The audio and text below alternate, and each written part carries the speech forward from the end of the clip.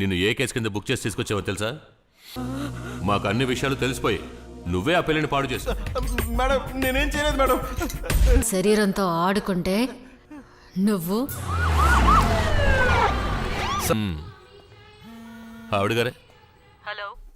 Halo sahabat, Assalamualaikum. Semoga sehat selalu dan senantiasa berbahagia.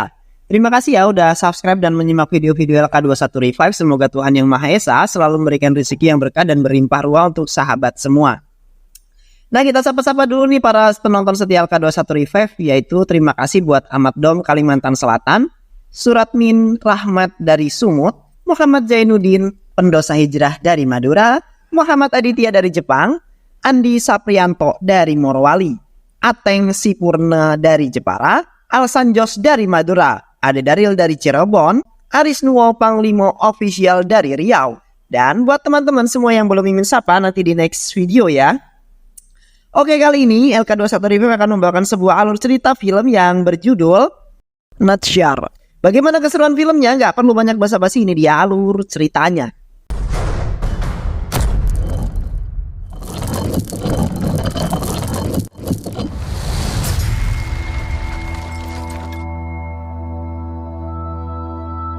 Di awal film, seorang gadis yang bernama Arashi terlihat sedang menunggu seorang di terminal bus. Arashi sedang hamil muda, merupakan korban pemerkosaan di bawah umur. Oleh karena itulah, dirinya berada dalam pengawasan dua orang polisi bernama Natsyar dan juga Feroz. Suatu ketika, Andini berhasil ditemukan oleh kakak iparnya yang bernama Sivanadu. Sivanadu ingin jika Arashi menggugurkan anaknya, karena keluarganya tak sudi jika Arashi melahirkan anak haram tersebut. Itulah alasan mengapa Arashi dibawa paksa oleh si Fudu untuk masuk ke dalam mobil. Untungnya Natsyar datang di waktu yang sangat tepat. Dia terus mengikuti Arashi pergi. Hingga pada akhirnya Natsyar berhasil mencegat mobilnya si Fudu. Dan si Fudu pun kemudian digeret keluar. Natsyar yang kesal langsung menghajar si Fudu.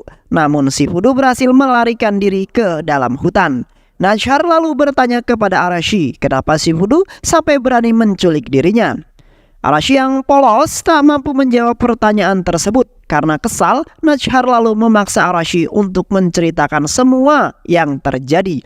Kapan pertama kali kamu bertemu dengan orang yang memperkaosmu? Hah? Ujar Natsyar. Namun, jawaban tak terduga justru keluar dari mulutnya Arashi. Aku tidak diperkaos. Kami melakukan ini atas dasar saling cinta. Jangan menghukumnya, dia orang baik yang tidak bersalah, ujar Arashi. Usut punya usut, ternyata pelaku pemerkosaan adalah temannya Arashi sendiri yang bernama Katu. Natsyar jadi bingung dengan kasus yang sedang ditanganinya ini. Di sisi lain, Arashi yang menjadi korban meminta agar polisi tidak menghukum Katu. Namun di sisi lain, keluarga Arashi sangat ingin agar Katu segera dihukum. Di tempat lain, beberapa anggota polisi yang sedang mengejar Katu yang juga masih di bawah umur. Setelah beberapa menit berlari, Katu akhirnya berhasil dan ditangkap dan dibawa ke kantor kepolisian. Feroz menginterogasinya dan bertanya beberapa pertanyaan. Tapi tak lama kemudian, keluarga Katu datang ke kantor polisi. Nenek Katu memohon agar polisi tidak memenjarakan Katu karena dia masih anak di bawah umur. Namun, Feroz sama sekali tidak peduli. Dia membawa Katu ke pengadilan yang bersifatnya tertutup. Hal itu dia lakukan karena ingin merahasiakan kasus ini, mengingat korban dan pelaku sama-sama anak di bawah umur. Beberapa waktu kemudian, Natsyar juga sampai di pengadilan bersama Arashi. Arashi justru dengan bahagia menyapa Katu dan mereka pun saling berbicara lewat bahasa isyarat. Katu senang karena Arashi tengah mengandung anak dirinya. Katu dan Arashi memang melihat seperti orang yang saling mencintai. Tapi entah mengapa keluarga Arashi tetap ngotot untuk membawa kasus ini ke ranah hukum. Tak lama kemudian, Natsyar meminta kepada hakim agar mengizinkannya mengawasi Arashi selama 24 jam. Pada awalnya hakim menolak permintaan Natsyar. Tapi setelah Natsyar menjelaskan jika suaminya adalah seorang dokter kandungan, hakim lalu menyetujui permintaan itu. Katu lalu ditahan di pusat penahanan remaja sampai kasus ini selesai dibuktikan. Dia dibawa bersama anak-anak yang bermasalah lainnya menuju ke sana. Arashi yang mengetahui hal itu hanya bisa menangis dan memohon agar Katu segera dilepaskan. Karena itu bukan kesalahannya saja. Arasi dan Katu saling berontak karena tak ingin dipisahkan. Sesampainya di sana petugas langsung membersihkan dan mengambil sampel darahnya Katu. Katu yang baru saja tiba di sana tentu saja menghadapi tradisi penjara. Dirinya dijahili dan dibuli oleh remaja tahanan lainnya. Katu yang tak terima lalu melawan dan meladeni mereka semua. Hingga membuat pertikaian pun tak dapat dihindarkan lagi. Tak lama kemudian seorang petugas sipir datang untuk melerai mereka. Namun sang sipir malah ikut jatuh karena pertikaian itu. Sipir yang kesal lalu membawa Katu ke gudang tahanan. Sipir itu terus mencambuk Katu berulang-ulang sebagai hukumannya. Tak lama kemudian seorang sipir lainnya datang menemui Katu. Dia membawa sepiring makanan karena kasihan kepada Katu. Sipir baik itu lalu bertanya mengapa Katu bisa ada di sini. Barulah di sini Katu menceritakan semua yang terjadi. Mulai dari awal dia bertemu Arashi hingga saat dia menghamili Arashi. Dulu Katu dan Arashi yang masih remaja menghabiskan waktu mereka untuk bekerja membantu perekonomian keluarga masing-masing. Arashi bekerja sebagai pembantu yang sering berganti-ganti majikan, sedangkan Katu bekerja serabutan sebagai karyawan catering. Suatu hari, Katu dan Arashi terlihat sedang menaiki angkutan umum yang sama. Waktu itu mereka belum saling mengenal. Secara kebetulan, mereka turun di tempat yang sama. Karena sopir angkot tidak memiliki uang kembalian Arashi, supir lalu memotongnya dari uangnya Katu. Katu yang tak terima terus mengikuti Arashi dan memintanya untuk mengganti uang angkotnya itu. Namun Arashi yang lama-kelamaan kesal langsung memarahi Katu. Dia juga berkata akan mengganti uang tersebut sepulang bekerja nanti. Karena saat ini dia tidak memiliki uang receh. Usut punya usut, ternyata Arashi dan Katu bekerja di tempat yang sama, yaitu di sebuah keluarga yang sedang mengadakan acara hajatan. Katu bekerja di sana sebagai seorang karyawan catering yang di-booking, sedangkan Arashi bekerja sebagai pembantu yang punya hajatan. Sejak saat itu, mereka lalu berteman. Mereka selalu bermain dan menghabiskan waktu secara bersama-sama. Hingga pada akhirnya rasa-rasa cinta pun kemudian tumbuh di hati keduanya. Cepat Tundria. Beberapa waktu kemudian, Katu yang sedang menjual buah dijahili oleh Arashi dari rumah majikannya. Majikannya lalu meminta Arashi untuk mengurus anaknya karena dia akan pergi bekerja. Majikannya pun kemudian lalu membeli buah-buahnya Katu. Dia meminta Katu untuk mengantarkannya ke dalam rumah. Katu yang mendapatkan perintah itu langsung berlari menuju ke rumahnya. Katu tahu jika orang yang menjahilinya tadi adalah Arashi. Katu lalu mengganggu Arashi dan mereka pun larut dalam suasananya. Hingga pada akhirnya Katu tak sengaja mendorong Arashi jatuh ke kasur. Dan mereka pun akhirnya bercocok tanam. Setelah selesai melakukan percocokan tanam, mereka kini hilaf. Arashi lalu menampar Katu dan Katu pergi dengan keadaan menyesal. Itulah awal mereka bertemu dan mengapa Katu bisa ada di sini. Sang sipir kini mengetahui bagaimana Katu bisa ada di sini. Beberapa waktu kemudian, Arashi telah melahirkan seorang bayi laki-laki yang sangat sehat. Di saat yang bersamaan pula, Feros datang untuk memberikan Katu pakaian ganti dari keluarganya. Feros yang melihat wajah Katu penuh dengan luka lalu memanggil sipir jahat dan menanti-wanti dirinya. Dia mengatakan jika sipir itu melakukan hal seperti ini lagi, maka Feros akan segera mencopot dirinya. Feros juga menyampaikan jika Arashi telah melahirkan bayi laki-laki. Katu yang mendengar hal itu kemudian menjadi sangat bahagia. Dia meminta izin agar Feros mau mengizinkannya melihat bayi itu. Tapi Feros sama sekali tidak peduli. Katu yang merasa sedih lalu menyampaikan satu permintaan. Setidaknya, kalaupun aku tidak bisa melihat bayiku, sampaikan saja salamku kepada mereka, ujar Katu kepada Feros. Nashar lalu mengizinkan Arashi dan bayinya untuk tetap tinggal di rumah sampai nanti pemerintah memberikan mereka tempat tinggal sendiri. Suami Nashar terlihat kesal di sana. Dia menggerutu karena Nashar telah melanggar janjinya. Dulu Nashar berjanji akan segera berlibur bersama anak sematawayangnya, tapi sekarang dia malah mengurusi kasus tersebut. Nashar hanya cuek mendengar hal itu, tapi tiba-tiba dia mendapatkan telepon dari pihak rumah sakit. Pihak rumah sakit berkata jika hasil tes DNA bayi itu sudah keluar. Hasil menunjukkan jika DNA anak tersebut berbeda dengan DNA-nya Katu, yang berarti selama ini Arashi tidak mengandung anaknya Katu. Meski mengetahui kebenarannya itu, Nashar sengaja tidak memberitahukan pada Arashi karena dia berniat menyelidikinya sendiri di rumah. Arashi selalu dibantu oleh Nashar. Hal itu membuat anak sematawayangnya kesal karena ibunya lebih memilih mementingkan orang lain. Suaminya juga terlihat kesal karena Nashar masih menyembunyikan kebenarannya. Arashi lalu bertanya kebenarannya apakah itu. Namun Nashar tak berniat untuk menjawabnya. Dia mengalihkan pertanyaan itu dengan berkata, apakah Arashi sedih karena berjauhan dengan Katu? Dan Arashi pun mengiyakannya. Nashar lalu bertanya lagi, apakah Arashi sebelumnya juga pernah berjauhan seperti ini? Iya, ujar Arashi. Arashi lalu menceritakan kejadiannya. Pada saat itu Katu hendak pergi ke kota karena ikut mengantarkan catering. Arashi lalu memberikannya uang untuk membeli baju.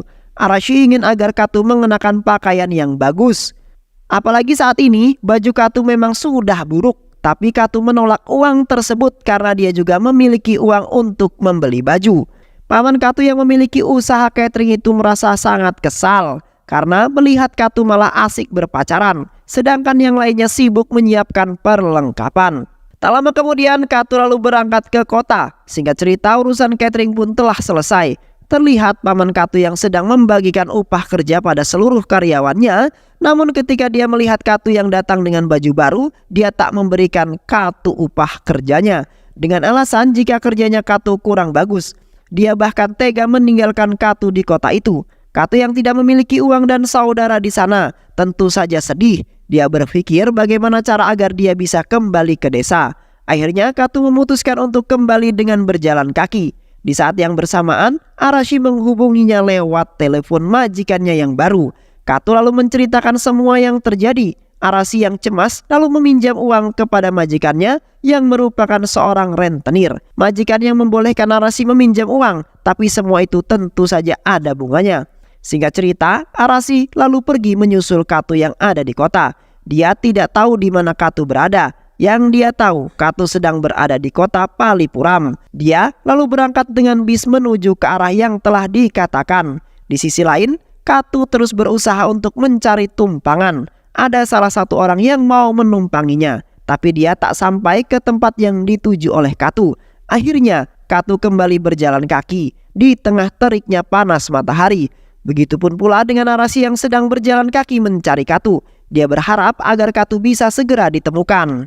Tapi bukannya bertemu dengan Katu, dia justru bertemu dengan pamannya Katu. Paman Katu lalu memberikan Arashi tumpangan dan hendak membawanya pulang. Mendengar cerita itu, Nashar menduga jika paman Katu lah yang sudah menghamili Arashi. Nashar lalu menangkap pamannya Katu. Paman Katu digantung terbalik dan disiksa dengan sangat kejam. Tapi tak lama kemudian, nenek Katu datang dan meminta pamannya Katu ini dilepaskan. Nenek berkata jika paman Katu tak mungkin melakukan hal tersebut. Selama ini dia tegas kepada Katu karena Katu sering menghambur-hamburkan uangnya. Oleh karena itulah dia menahan upah kerjanya Katu dan memberikan kepada nenek. Dia juga mengantarkan Arashi pulang atas perintah nenek. Mendengar cerita itu tak membuat Nashar merasa bersalah karena belum menemukan petunjuk. Forest selalu memanggil ayahnya Arashi untuk dimintai keterangan. Semenjak kejadian itu dia sudah mempasrahkan semuanya kepada menantunya Shifudu. Shifudu yang mengetahui jika Arashi hamil lalu datang ke rumah sakit dan langsung menamparnya. Hal itu kemudian menarik perhatian seseorang yang ada di sekitarnya. Salah seorang perawat lalu berkata kepada Shifudu jika dia tak perlu mengkhawatirkan hal ini karena mereka bisa menyelesaikannya dengan melakukan pengguguran. Itulah mengapa Shifudu sangat ngotot agar Arashi menggugurkan kandungannya. Setelah mendengar cerita itu, Vero selalu bergerak untuk menangkap Shifudu di kantor kepolisian. Shifudu menyaksikan kekejaman Nashar dalam menyiksa orang yang diduga tersangka. Hal itu kemudian membuat nyali Shifudu menciut dan takut kepada Nashar. Nashar meminta Shifudu agar mengakui jika dia adalah pelakunya. Shifudu yang tak merasa sebagai pelaku tentu saja menolaknya. Namun Nashar terus memaksanya untuk mengaku. Tak lama kemudian Veros menemukan sebuah ide. Dia berhasil mengelabui Shifudu. Feros berencana mencapai dokter kandungan yang pernah si Fudu datangi. Feros berkata jika dia percaya jika si Fudu bukanlah pelakunya. Namun hal itu percuma karena Nashar akan tetap menuduh si Fudu. Oleh karena itu, Feros meminta si Fudu untuk memberikan uang suap jika ingin dijauhkan dari kasus ini. Si Fudu benar-benar bingung karena dia tidak memiliki uang. Tapi dia berjanji kepada Feros akan segera mendapatkan uang tersebut. Aku akan meminjam uang temanku yang merupakan seorang dokter, ujar si Fudu. Singkat cerita, si Fudu pergi ke dokter yang dimaksud.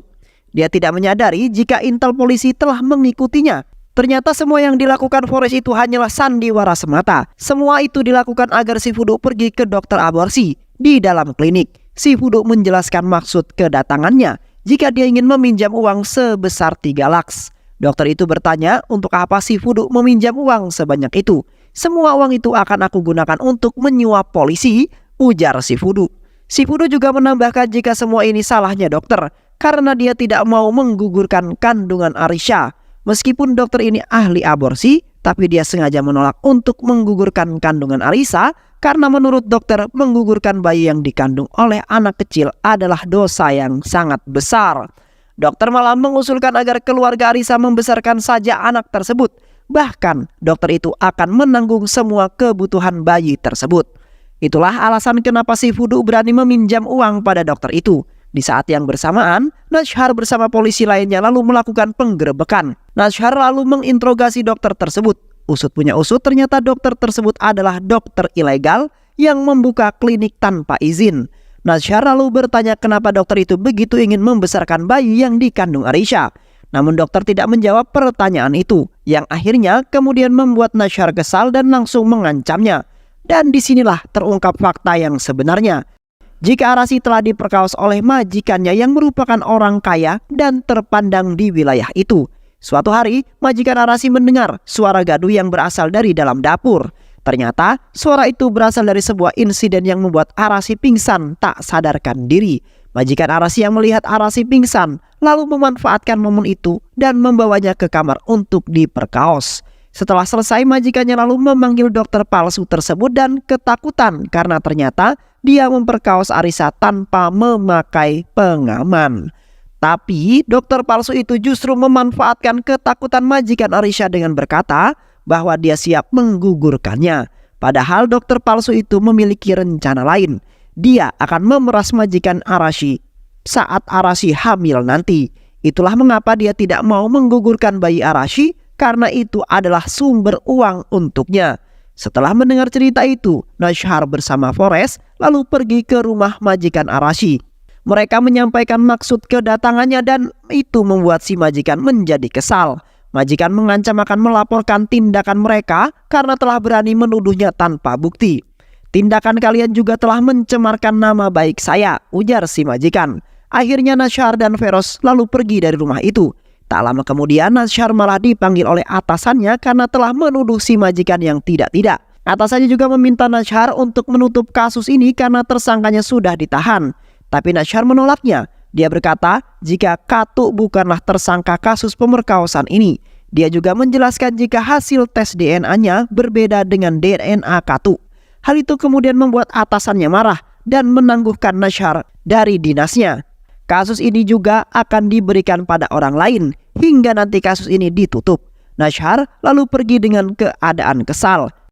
Di bawah, adik dari sang majikan rentenir sudah menunggu kedatangan Nashar. Dia berkata akan memberikan apapun yang Nashar mau jika kasus ini ditutup. Aku juga telah mengabulkan apa yang diinginkan oleh atasanmu, ujar adik majikan. Nashar yang marah lalu menamparnya dengan sangat keras. Setelah mendapatkan surat penangguhan, Nashar kini jadi termenung. Tapi hal itu tidak berlangsung lama. Rasa amarahnya kemudian memuncak ketika dia melihat bayi malangnya Arasi sedangkan pelakunya masih berkeliaran bebas.